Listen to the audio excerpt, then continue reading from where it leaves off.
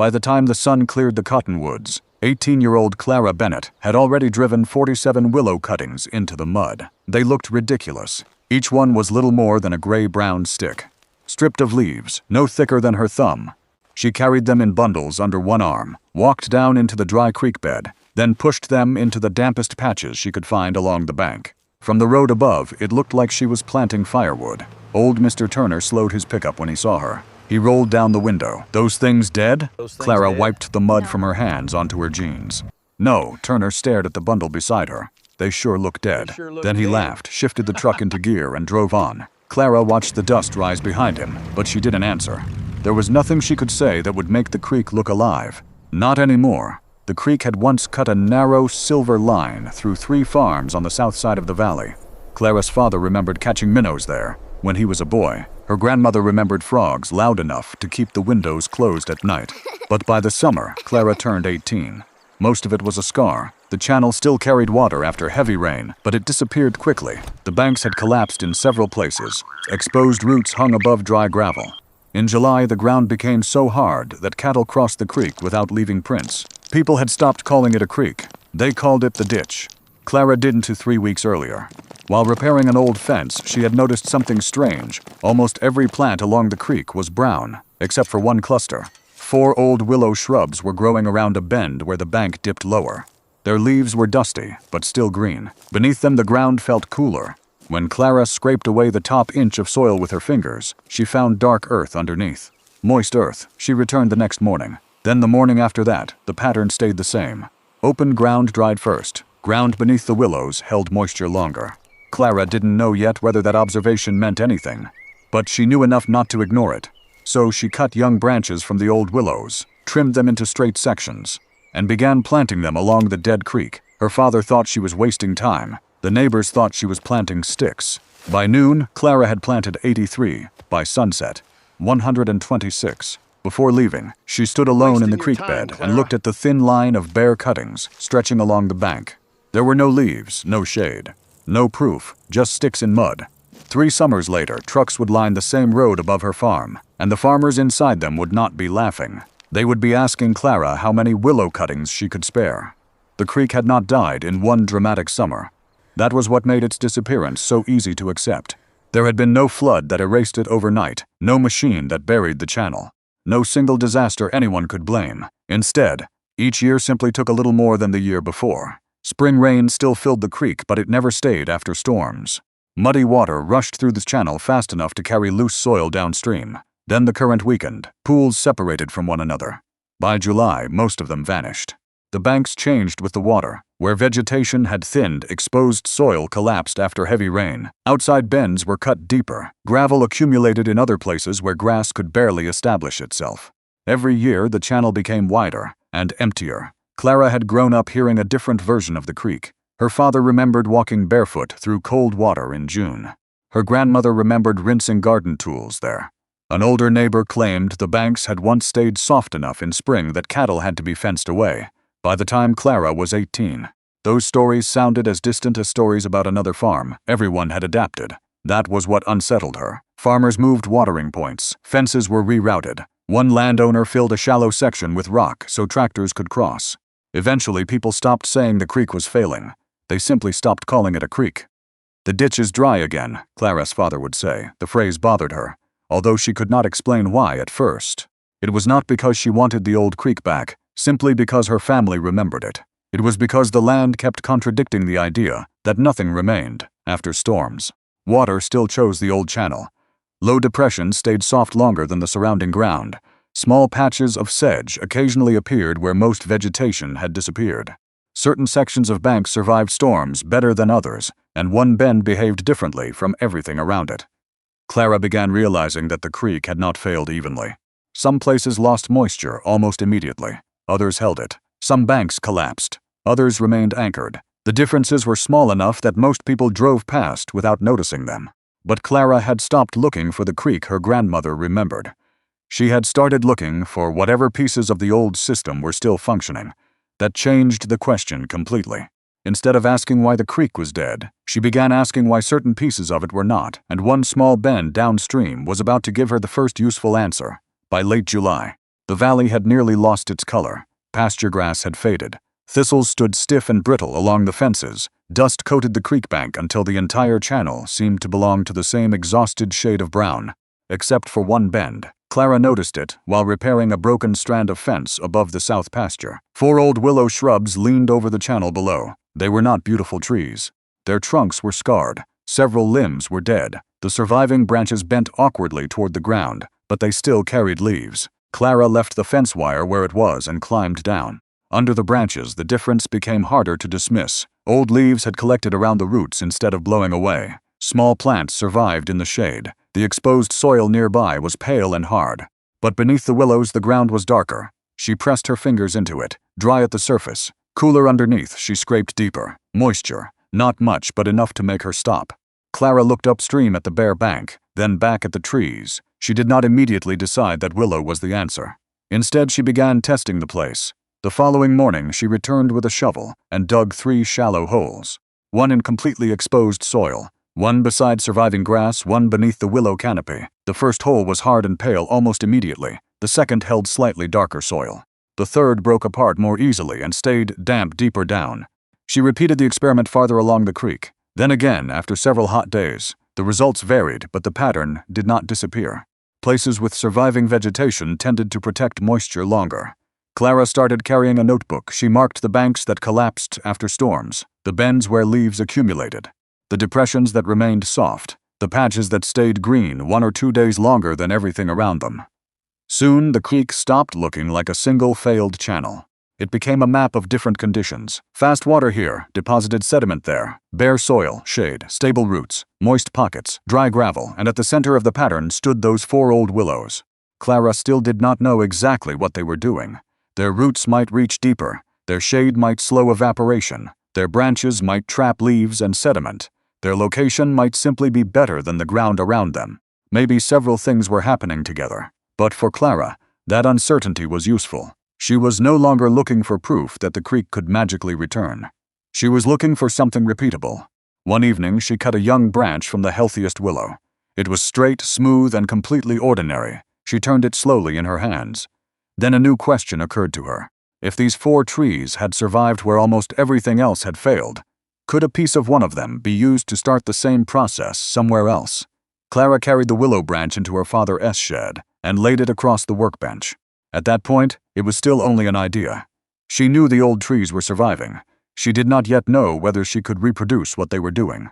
She searched through gardening books and extension pamphlets stacked in the shed until she found a section about woody plants used near streams. One detail changed everything. Certain willows could produce roots directly from live stem cuttings if enough of the stem remained in contact with moist soil. No seed, no nursery tree, no expensive equipment. A living branch could become another living plant. The next morning, Clara cut 12 straight young stems from the original willows. She removed the smaller twigs, carried the pieces into the creek, and began experimenting. Her first instinct was to plant them wherever the bank looked empty. That failed almost immediately as a strategy. Some places were so hard she could barely drive the stems into the ground. Other areas were loose gravel that shifted beneath her boots, but several sections that looked dry at the surface became cool a few inches down. Those places caught her attention. Clara began using a metal rod before planting. If it struck hard ground almost immediately, she moved on. If it slid deeper into cooler soil, she pushed a cutting down until the lower portion reached that moisture. Near the original willow bend, she planted several. Then she worked slowly upstream. By the end of one long day, 37 gray stems stood along the creek bank. Her father came down from the pasture and stared at them. "You really think those are going to turn into trees?" Clara looked past him toward the old willows. "I think some of them might some. That's enough to start for nearly 2 weeks. Nothing changed. Every morning Clara walked the bank and inspected the stems. They remained gray, bare, almost indistinguishable from dead branches stuck into the ground then. Near the lowest bend, she noticed a swelling beside one stem. 2 days later, a tiny green bud opened. Another appeared farther down, then another. 7 cuttings eventually showed signs of growth. It was a small result compared with the amount of creek she wanted to restore. But that was not what mattered. The experiment had crossed an important line. Until then, Clara had only known that old willows could survive beside the dying creek. Now she knew a branch from one of those survivors could become something new. She looked at the first tiny leaves opening against the brown bank. The stick had never really been dead. It had only needed the right conditions to reveal what it could do, and that raised a much harder question. If 7 could survive, why did so many of the others fail? The answer would eventually matter more than the success. By the middle of summer, Clara had planted more than 100 willow cuttings. At first, the numbers encouraged her. Several had opened leaves. A few were growing fast enough that she could see new shoots from one week to the next. She began imagining the entire creek lined with green. That was when the first real failure came. It started with heat. For 6 straight days, the temperature climbed higher. The shallow moisture disappeared from the upper banks. Soil that had been soft in spring hardened around the cuttings. Clara walked the creek every morning. One by one, leaves began curling, then turning gray, then dropping. Some stems stayed green beneath the bark. Others dried completely. The cuttings she had planted highest on the bank failed first. The ones in loose gravel followed. A group near the pasture survived the heat, only to be trampled when 2 calves pushed through a weak section of fence. By August, Clara had lost nearly half of what she had planted. She stopped counting. The worst damage came after a thunderstorm. Rain hammered the valley for less than an hour. But the dry ground could not absorb it quickly. Water rushed into the creek. For a few minutes, the dead channel became violent. Brown water tore around bends, carrying sticks, leaves, and loose soil downstream. Clara stood beneath the porch roof and listened to the storm. The next morning, she went straight to the creek. A section she had planted only weeks earlier was gone. Not damaged, gone. The bank had collapsed into the channel. Several cuttings had disappeared with it. Others were lying sideways in the mud, their roots exposed. Clara stared at the destruction. For the first time, she wondered if the neighbors had been right. Maybe she had mistaken survival for a solution. Maybe the old willows had lived because they happened to be in the right place. Maybe copying them was not enough. Her father found her sitting on a rock near the washed-out bank. "You can stop," he said quietly. Clara looked at the broken stems. "I know," he waited. She picked up one of the cuttings and pressed her thumbnail against the bark. Green underneath. Still alive, that small detail changed the question. The problem was not whether willow could grow there. Some clearly could. The problem was where. Clara began walking upstream again. This time she ignored the cuttings. She studied the damage. She noticed where water had cut deepest, where sediment had settled, where debris had collected against roots, where the bank remained intact. The failures were not random. The creek had been giving her instructions. She had simply been too busy planting to read them. That evening, Clara opened her notebook and crossed out the sketch of neat rows she had planned along the channel. Underneath it, she wrote one sentence: "Stop planting trees. Start reading water." The next morning, she returned to the creek with fewer cuttings and a completely different plan. Clara changed the way she walked the creek. Before, she had carried bundles of willow cuttings. Now she carried a shovel, a metal rod, a notebook, and a piece of red twine. She planted almost nothing for several days. Instead, she watched. After the next rain, she followed the channel from the upper pasture all the way to the old willow bend. She marked places where water had slowed. She marked places where mud had collected. She marked the curves where the bank had been sliced away. In narrow sections, the current had moved fast. At wider bends, leaves and small branches had gathered in pockets. Some depressions stayed damp long after the surface around them had dried. Others only looked promising from a distance. Clara began pushing the metal rod into the ground. Sometimes it stopped after 2 inches, hard, dry, wrong place. Sometimes it slid deeper. Cooler soil, more moisture, possibility. She tied red twine to nearby fence posts so she could find those places again. Her father watched her from the tractor one afternoon. "You planting today?" "Not yet." "What are you doing?" Clara pointed toward the creek. "Trying to figure out where it wants me to plant." He shook his head. But this time he did not laugh the more Clara observed. The less the creek looked like a simple line, it behaved differently every 20 or 30 feet. A shaded bend held moisture, a bare slope shed water, an old root mass trapped debris. A shallow depression collected fine sediment after storms. The land was uneven, so her planting had to be uneven too. That became the breakthrough. She stopped spacing cuttings neatly. Instead, she clustered them where conditions gave them a better chance, near damp bends, below stable root masses, beside patches of surviving vegetation, in places where the soil remained cool several inches down. She also stopped forcing cuttings into sections that repeatedly failed. Those areas could wait. For the first time, she accepted that restoring the creek did not mean treating every foot of bank the same. It meant helping the strongest places become stronger first, then expanding outward. Her notebook filled with arrows and crude maps. She drew the path of stormwater. She marked where the bank collapsed. She circled the places where moisture lingered. One afternoon, she stood at the original willow bend and looked upstream. The pattern suddenly seemed obvious. The creek was still telling the story of where water moved, where it slowed, and where it stayed. Most people only saw water when it was flowing. Clara was learning to see it after it disappeared. That evening, she wrote another sentence beneath the first one in her notebook. Don't plant where the creek looks alive. Plant where the land still remembers water. The next morning, she carried a new bundle of cuttings down the hill. This time, she knew exactly where the first one would go. The breakthrough did not announce itself with a sudden rush of water. Most of it happened where Clara could not see it. Underground, by the following spring, she could tell which cuttings had truly established themselves. When she gently pulled on the strongest stems, they resisted. Roots had taken hold. Some plants produced new shoots. Others remained short, but their bark stayed flexible and alive.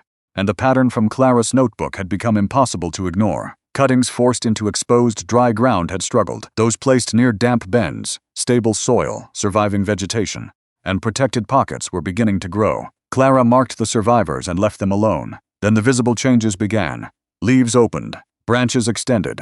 Small patches of shade formed beneath the young willows. At first, each shadow covered only a few inches of soil. But during the hottest part of the afternoon, Clara could feel the difference with her hand. The shaded ground stayed cooler. Leaves and small pieces of debris collected around the stems. After rain, fine sediment began settling there, instead of disappearing immediately downstream. Then Clara noticed something at a bend that had repeatedly collapsed in previous years. The bank had survived another storm. A few cuttings were bent. One had been ripped loose, but the entire edge had not broken away as it once had. Mud was packed between stems. Leaves had caught against young branches. When Clara dug carefully near one plant, thin roots ran through soil that had previously crumbled in her hands. Weeks later, grass appeared beside the willows. Then small sedges returned to wetter pockets. Some of the plants were species Clara had never planted at all. That fascinated her more than the willow growth itself.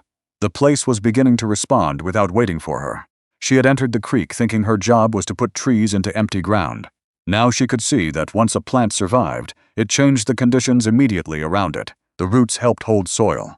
The stems interrupted small flows. Branches caught debris. Leaves created shade. That shade helped patches of moisture remain longer, and where moisture remained, other vegetation had a better chance of surviving. Each small change made another change slightly easier. Clara drew the sequence in her notebook. Sticks, roots, shade, moisture, plants, stronger banks. It was not a miracle. No single willow had rescued the creek. Some stretches still failed. Others remained completely dry. But the successful patches no longer depended only on Clara carrying cuttings down the hill. They were beginning to reinforce themselves. For 3 years, she had felt as if she were trying to force life back into a place that resisted her. Standing beneath the young branches that spring, she understood something different. She only had to help recovery begin in the places where the land could support it. After that, roots could do work she never could. The third summer began dry, then it got worse. By June, the hills had lost most of their spring color. By July, pasture grass had faded to yellow. Dust followed every truck down the county road, and the shallow stock ponds began shrinking away from their banks. People started talking about rain the way they talked about money. Who had gotten some? Who had missed it? Who might not make it through August? Clara heard the same conversations at the feed store. Outside church, beside fuel pumps, everyone was watching the sky. She was watching the creek. The old channel had stopped flowing weeks earlier. At first glance, it looked almost exactly as it had 3 years before. Dry gravel, exposed stones, no visible current. But Clara knew where to look now. She walked toward the willow corridor. In the hottest part of the afternoon, the difference appeared before she even reached it. Green, not everywhere, not dramatically, but enough the willows were carrying leaves. The grass beneath them was faded but still alive. Small patches of sedge remained near the lowest sections. Clara stepped under the branches and felt the temperature change. She pushed the metal rod into the soil. It went down farther than it did on the bare bank upstream. Then she dug with the shovel. The first inch was dry, the second was darker. Below that, the soil still held moisture. Clara sat back and looked across the creek. Nothing magical had happened. The willows had not created a hidden river. They had not defeated the drought. They had not made the valley wet. But they had changed how quickly this small piece of land gave up what moisture it had. Shade reduced direct exposure. Roots held soil together. Leaf litter covered the surface. Vegetation slowed the drying of protected pockets. And over several seasons, those small effects had begun to reinforce one another. Clara finally understood the difference between saving water and creating water. She had done the first. That was enough. A few days later, Mr. Turner stopped his pickup again. This time, he did not laugh. He climbed out and walked down toward the creek. He stood beneath one of the taller willows and looked upstream at the bare bank, then downstream at Clara's plantings. How long has this stayed green? Longer than the pasture. He crouched and touched the soil. For a moment he said nothing. Then he looked at Clara. You watering these? No. All summer? No. Turner stood slowly. The expression on his face had changed. 3 years earlier, he had seen sticks in mud. Now he was looking at evidence, and evidence travels quickly in farming country. Within 2 weeks, another neighbor came to see the creek. Then another. They asked about rainfall. They asked about soil. They asked what Clara had planted. But the question that kept returning was simpler. Where did you get the willows? Clara glanced at the green corridor behind her. For the first time she realized the experiment was no longer hers alone. The first farmer came alone. His name was Dale Mercer, and he owned 2 pastures downstream from Clara's family. He had driven past the property hundreds of times, but that afternoon he turned into the lane, parked beside the barn, and asked if he could see the creek. Clara knew why before he said it. They walked in silence until the willow corridor came into view. Dale stopped. For several seconds. He simply looked. The contrast was stronger now than it had been a month earlier. The surrounding pasture was pale and brittle. The creek bed was dry, but the line of willows held a stubborn band of green across the landscape. Dale pointed toward the largest cluster. You plant all those? Most of them. How many died? A lot. That answer surprised him. He looked at her. A lot? Clara nodded. The first year. Nearly half in some sections. Dale stepped closer to the bank. So what changed? That was the question Clara had been waiting for. Not what kind of tree is this? Not what fertilizer did you use? Not what did you buy? What changed? She showed him the old willow bend. Then the places where her first cuttings had failed. She explained how the dry upper banks had killed some of them. How fast water had ripped others out after storms. How she had stopped planting in straight lines and started focusing on protected, damp areas first. Dale listened carefully. He crouched near one of the younger willows and pressed his hand into the soil. You irrigate this section? No, you sure? Clara smiled. I know if I was hauling water down here every week. He laughed, then he became serious again. Dale had a drainage cut on his own property that washed out every spring and baked hard by July. He pointed at one of Clara's branches. Could I grow one from that? Clara looked at the branch. That question changed something for 3 years. The willow cuttings had been part of an experiment. Now someone else wanted them as a resource. Maybe, she said, if you put it in the right place. Dale came back 2 days later with a pair of pruning shears. Then another neighbor arrived. Then 2 brothers from a farm north of town. Word traveled without anyone announcing it. People began showing up with the same pattern of questions. How deep? How wet? What time of year? How long before they rooted? Did the cattle eat them? What happened after floods? Clara answered what she knew, and when she did not know, she said so. That honesty made them listen more closely. By late August, pickups were stopping at the farm almost every week. Some people came because they were curious. Others had eroding banks. Some had seasonal drainage channels. A few simply wanted to see whether the story was true, and almost all of them left carrying the same thing in the back of their trucks. Bundles of gray-brown willow cuttings. 3 summers earlier, those sticks had looked worthless. Now farmers were taking them home like they had discovered something valuable. Because they had the farmers who came for willow cuttings thought they were collecting branches. Clara had started seeing something else. Generations. Every successful planting changed the scale of what was possible. Her first cuttings had come from only 4 old willow shrubs at the surviving bend. Those pieces had rooted. The rooted plants had grown branches, and now some of those branches were large enough to become cuttings themselves. One afternoon, Clara stood beside one of her strongest first-year willows. It had grown taller than she was. Several straight stems rose from its base. She cut one, then another. Then 3 more. On the ground beside her boots, they looked almost exactly like the original bundle she had carried into the creek 3 summers earlier. Gray-brown, leafless, ordinary, but now Clara knew what each piece represented. Not a guaranteed tree, a chance. If planted in the wrong place, it might dry out. If livestock reached it, it might be destroyed. If stormwater struck the bank too hard, it might disappear downstream. But if placed where moisture lasted, and the bank gave it protection, one branch could establish another root system. That new plant could eventually produce branches of its own. This was what made the original 4 willows more valuable than anyone had realized. They were not simply 4 surviving trees. They were living source material. When Dale Mercer returned with 2 neighboring farmers, Clara did not just hand them bundles. She showed them which stems she cut and which young plants she left untouched. More importantly, she repeated the lesson that had cost her an entire season of failures. Do not begin with the willow. Begin with the land. Watch where stormwater slows. Find where moisture remains below the surface. Protect new plants from livestock. Expect some cuttings to die. Learn from those failures. Then take more material from the plants that survive. One farmer looked across the growing corridor. All this came from those old trees? Most of it. He looked toward the original bend. 4? Clara nodded. The man gave a low whistle. That number made the scale visible. 4 neglected willows had supplied enough material to begin changing hundreds of feet of creek bank. Now Clara's younger plantings were producing another generation. She began setting aside bundles for neighboring farms. Some farmers planted 10, others planted 50. Some returned after their first cuttings established and asked for more. Soon, pickups carrying long bundles of willow stems became a familiar sight along the road. The important thing spreading from farm to farm was not merely willow, it was a method. Observe, plant, lose some, learn, expand from what survives. 3 years earlier, Clara had borrowed living material from one small patch of creek that refused to die. Now that patch had become a nursery, and every successful cutting created the possibility of another.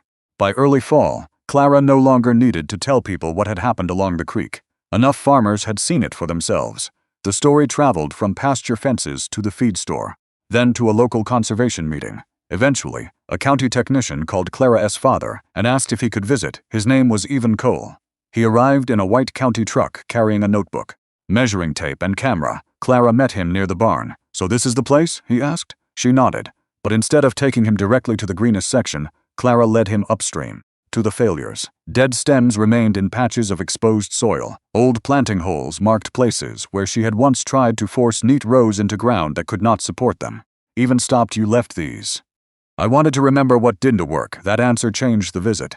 Clara showed him where upper bank cuttings had dried, where stormwater had removed an entire section, where livestock had damaged young growth. Only then did she take him downstream. The transition was gradual. A few isolated willows became clusters. The clusters became a narrow corridor. Roots held sections of bank that had once crumbled. Leaves covered the soil beneath the branches. Sediment had collected in protected pockets after storms. The creek was still dry in places. Clara made sure Even saw that too. She had no interest in presenting the project as something it was not. "How long?" he asked. 3 summers, and irrigation, not after establishment. He wrote that down. Then Clara handed him her notebook. Inside were crude maps, failed planting locations, storm observations, moisture tests, surviving clusters, and notes from 3 years of changing her approach. Even turned the pages slowly. What interested him was not simply that Willow had grown. It was that Clara could show why some locations had worked better than others. The result had not come from planting the same thing everywhere. It had come from responding to the creek section by section. A week later, Clara was invited to a small county meeting about erosion and drought resilience. 3 years earlier, neighbors had watched an 18-year-old push bare sticks into mud. Now the questions were different. How did she choose planting locations? How deep did she place the cuttings?